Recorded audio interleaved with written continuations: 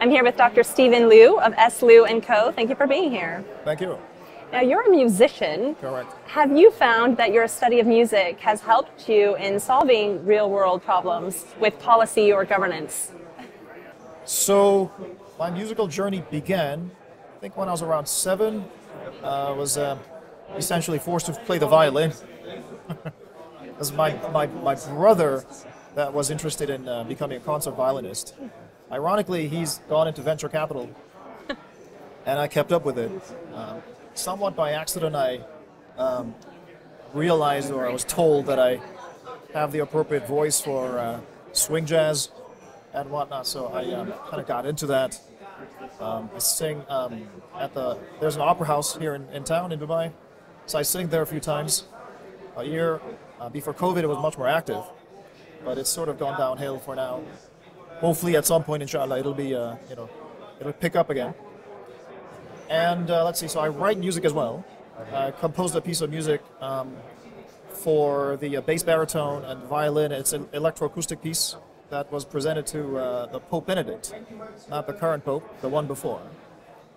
And finally, so these days, yeah, I'm trying to combine my interests in artificial intelligence and other emerging tech such as blockchain and whatnot, and combine that with music in such a way that's a little more wholesome, that engages every part of my brain, if you will. And so that's kind of I was fairly close to devoting my time mostly on music, but we'll see how that pans out.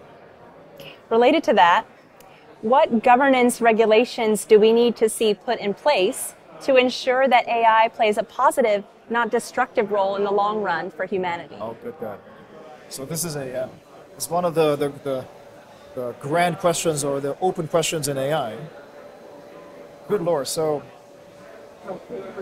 I think probably the first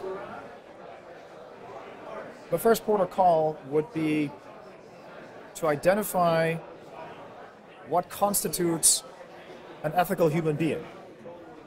Because anything that we train artificial intelligence with, all the data that we provide, we curate the data, and also whatever is hard coded into an AI algorithm, that's also informed by our value system.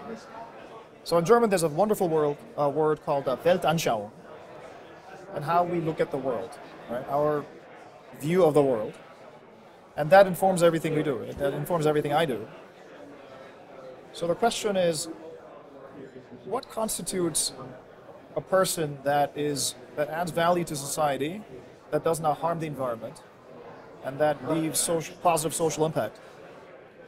So we need to figure that out first. And then hopefully we have a hope in heck that we can distill some sort of system that we can inform the AI with. Yeah, so that'll be, and then that informs the policy. So it's essentially a very kind of holistic systems level exercise. What should we be on the lookout for as a potential pitfall with AI if we're not careful? Right. Well, so Hollywood has a way of probably accentuating this problem, but like any kind of technological developments, if they go unchecked, tech has a habit of bypassing our moral development, our moral evolution. And I don't know why that is. I've always wondered this myself. Scientists, for some reason, think of themselves as amoral agents. So the entire principal agency issue tends to be sort of swept under the carpet. I've always wondered why that is, really. It's a very bizarre aspect of humanity. People with the intellectual wherewithal tends to want to, for example, a faster machine learning algorithm. When it comes to weapons, the higher payload. Why are you doing this in the first place? Is this going to serve humanity, or is this going to compromise humanity? Right. So these are the questions that we're interested in my organization. That we try to think about this.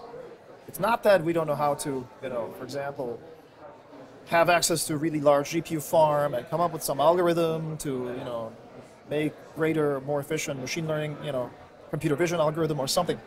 It doesn't really interest us. There are many people that are doing this type of thing. We're interested in fundamental questions. What is this tech for? So to answer your question, basically, the pitfalls would be that technology bypasses our moral development and it really compromises society.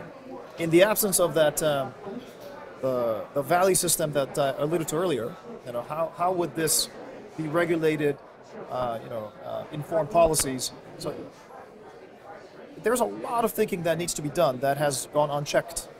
And this applies also to a blockchain, What does that mean? So there's an awful lot of ideology that informs the technology. If you look at the history of blockchain, it's essentially an ideological exercise.